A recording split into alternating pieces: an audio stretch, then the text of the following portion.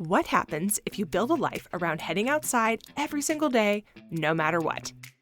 I'm Amy Bouchatz, and this is the Humans Outside Weekly Outdoor Diary, where I share with you my own insights from heading into nature every single day, no matter the weather.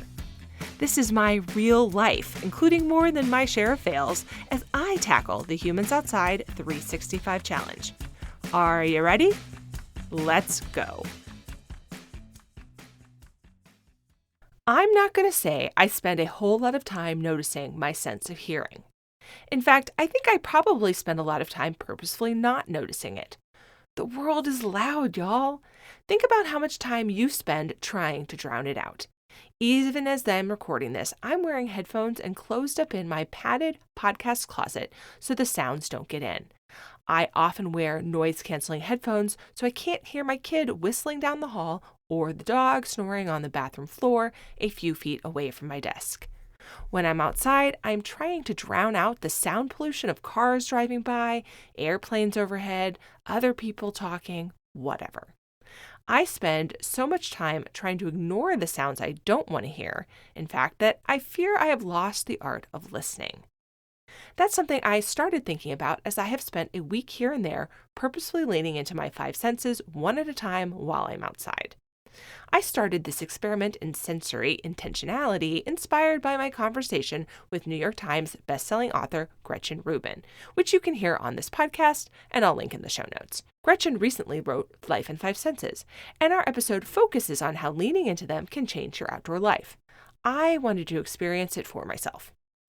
First, I spent a few weeks observing my sense of sight and taste.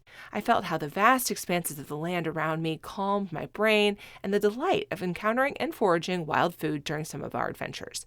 I'm not going to lie, foraging is a little addictive, and I'm sitting here right now thinking about raspberries on bushes and blueberries in the mountains. Next, I leaned into sound. I wanted to know what would happen if I took time and intention to really pause and just listen, to turn off the noise of outside input or to strip away the sound barriers I use to block things out. What would I notice? And I took it a step further too, whipping out my phone to record a few sounds here and there that especially caught my attention. What I found was twofold. That there is, of course, value in taking a pause to listen and let your brain rest and linger over natural sounds, and that doing so is really, really hard. As I sat and simply let my ears pick up the sounds and my brain take them where it wanted to go, what I found was the relief provided by something researchers call soft fascination. It's the zone where mind wandering happens. If our sense of hearing is what we use to crowd out things we find unpleasant or annoying, it can also be what we use to let in what is restful. I found this to be especially true while listening to birdsong or the patterns of water. Here are a few clips of some of the things I heard out there.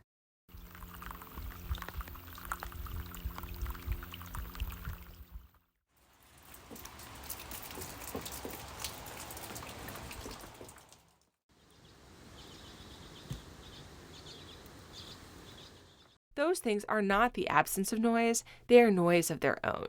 They provide texture and something to almost camp out on without providing complex information input. They are repetitive, something that allows for excellent soft fascination, yet also simple. And they made me feel calm, giving my brain a break. But listening to these things was also really hard and took more intentionality than simply looking around or using my sense of taste on some delicious trailside berries.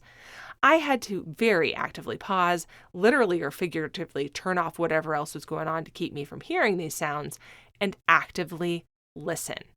That meant actually stopping a book I was listening to during a hike to hear the wind while I sat with a snack. And it meant pausing the monologue in my head during a rainy paddle to hear the drops on the water. Taking these steps was worth it though, even if it was just a few minutes. When was the last time you heard, really heard, the rustling of leaves in the trees, the crunch of your step on the grass or in the snow, the birdsong or the rain? Take a few minutes this week to really listen and see what that does for you. Then, report back what you heard on Facebook or Instagram using #HumansOutside365. And you can find all of my photos and musings there too by following Humans Outside. Until next time, we'll see and maybe even hear you out there.